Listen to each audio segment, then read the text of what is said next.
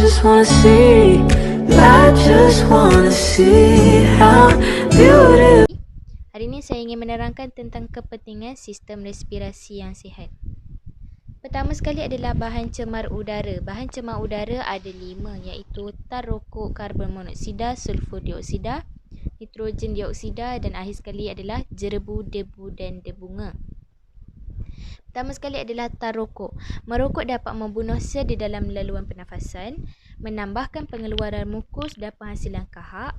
Kebiasaannya pesakit kanser paru-paru adalah daripada perokok, dan ia memberi kesan kepada paru-paru dan sel, kulit, gigi dan juga rambut. Terdapat 12 jenis bahan di dalam rokok, iaitu kadmium, bateri alkali, stearik, lilin, toluena, pelarut industri, nikotin, racun serangga, amonia, pencuci lantai, aseton cat, metanol, bahan api, sianida, racun berbisa, arsenik, racun tikus, metana, asap kumbahan, karbon monoksida, asap kereta, butana, cecair pemetik api.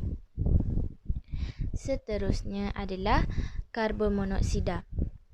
Karbon monoksida ni dapat ditemukan di dalam asap rokok dan asap exhaust kenderaan bermotor. Ciri-ciri gas ini adalah tanpa warna dan tanpa bau.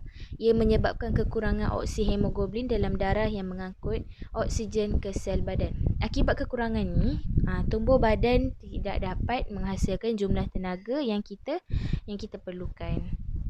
Yang ketiga adalah sulfur dioksida. Sulfur dioksida adalah gas yang berasid dan beracun. Bau yang tajam, tidak mudah terbakar, mudah larut dalam air, tidak berwarna. Biasanya dihasilkan oleh pembakaran arang batu dari stesen janakuasa. Yang kedua adalah ia dapat merengsa laluan pernafasan, menyebabkan batuk, sukar bernafas, bronkitis dan kanser paru-paru. Yang ketiga, ia akan larut dalam air hujan. Asid sulfur yang menghasilkan hujan asid. Yang keempat adalah nitrogen dioksida. Ia berpunca dari pembakaran bahan api seperti petrol dan diesel. Yang kedua adalah gas berwarna perang dengan bau yang menyesakkan. Yang ketiga, merengsa laluan pernafasan dan menyebabkan batuk, sukar bernafas dan asma. Akhir sekali adalah kesan daripada gas ini adalah hujan asid yang meningkatkan keasidan tanah, air sungai, tasik serta merosakkan tumbuh-tumbuhan dan bangunan. Akhir sekali adalah jerebu, debu dan debunga. Jerebu, debu dan debunga ni adalah zarah pepejal yang halus, ringan dan terampai dalam udara. Pertama sekali, pembakaran terbuka dan kebakaran hutan menghasilkan jerebu dan debu. Yang kedua adalah debunga yang dibebaskan oleh antar angin ke sesuatu jarak yang jauh dan bergerak pada semua arah. Seterusnya, pelbagai penyakit yang berkaitan dengan sistem respirasi ini. Antaranya ialah asma, bronkitis, emfisema dan kanser paru-paru.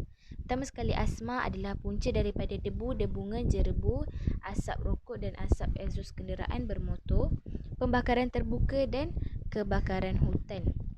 Asma ni dia melibatkan tentang kita bau asap. Yang kedua adalah bronkitis. Bronkitis adalah radang bronkus yang disebabkan oleh tar dan bahan perengsa dalam asap rokok.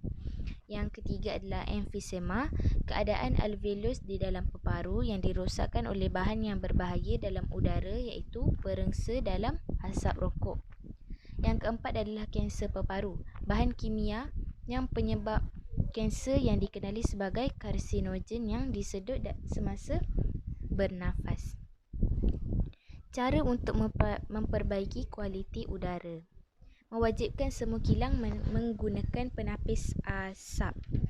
Kenapa? Supaya tiada gas-gas yang tidak diperlukan terlepas ke atmosfera dan kita bau udara tersebut. Yang kedua adalah mengitar semula.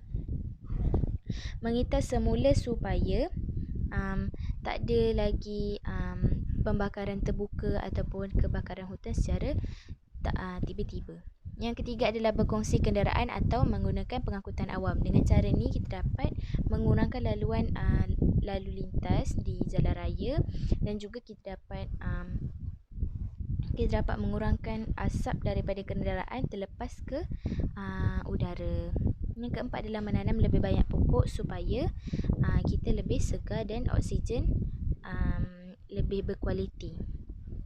Akhir sekali adalah amalan mengekalkan udara yang bersih. Pertama sekali, tidak melakukan pembakaran terbuka agar udara sentiasa segar.